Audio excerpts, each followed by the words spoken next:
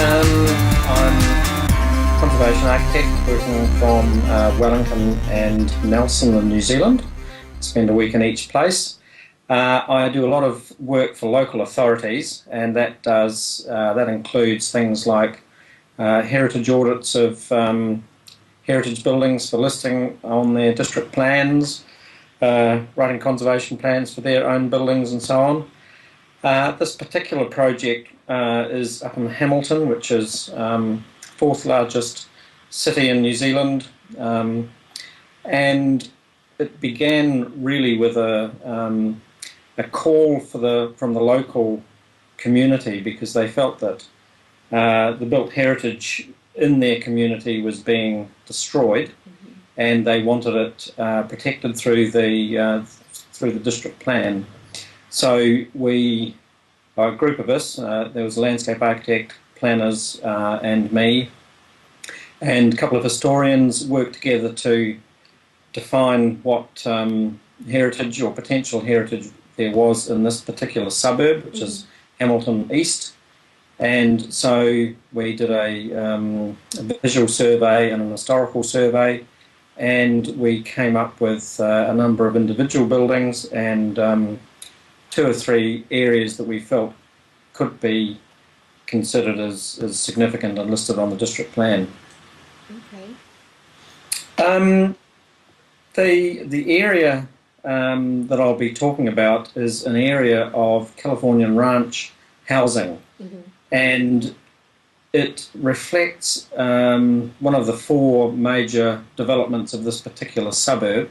So it was developed first of all in the 1860s and 70s with particular building styles and building forms, very small Georgian type cottages.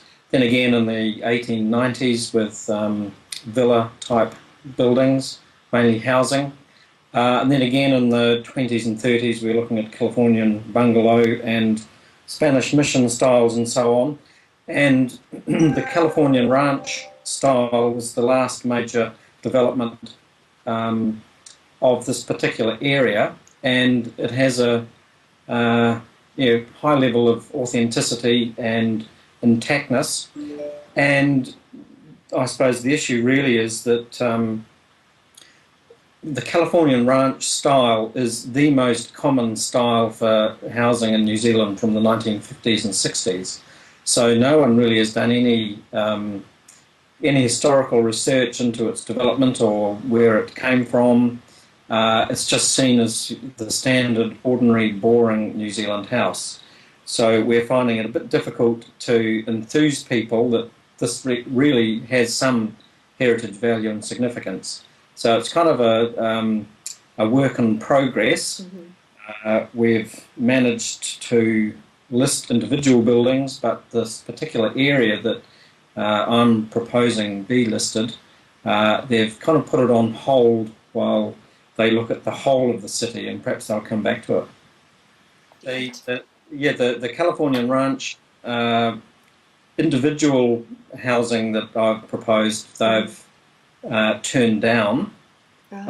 They've deferred the precinct, but all the others, which were they were older, Californian bungalow, bay villa style, that kind of thing.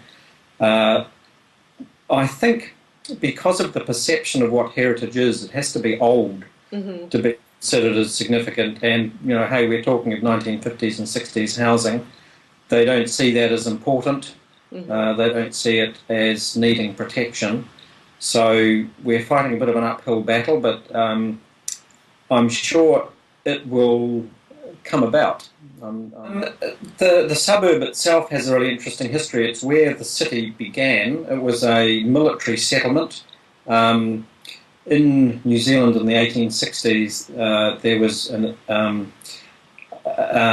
issue over land settlement. There was huge pressure for mainly European settlers to come and live in the area.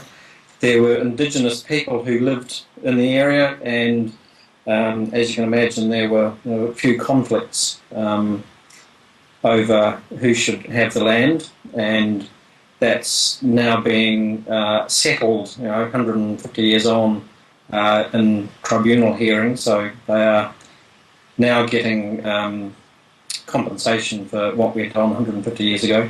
So the area itself has a really interesting history, and the settlement patterns and the growth and development patterns are so clear in this area, so they reflect the area or the city as a whole.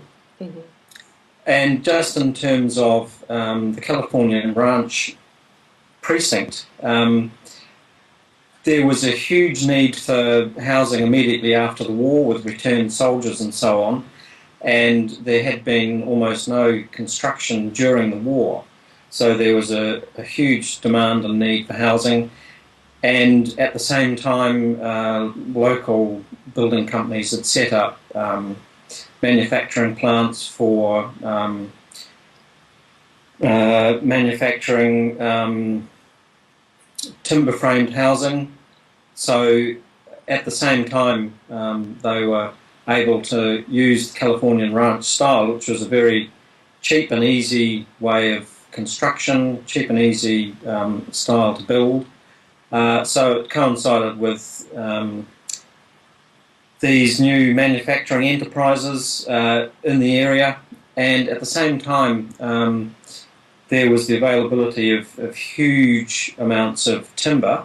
During the Depression era, the central government started planting forests to give people work and jobs and income. So in the 50s, the mainly Pinus radiata forests were becoming available, and it just all coincided with returned servicemen needing housing, with better manufacturing, speedier manufacturing, availability of timber, and this housing style had emerged from the States. And New Zealand and particularly the west coast of the States have had a very long relationship in terms of trade and kind of intellectual connection since since New Zealand was established really in the 1840s, 1850s. So that to me is, in a nutshell, the reasons why I think this precinct are important, that it's reflective of all sorts of economic and social developments of the time.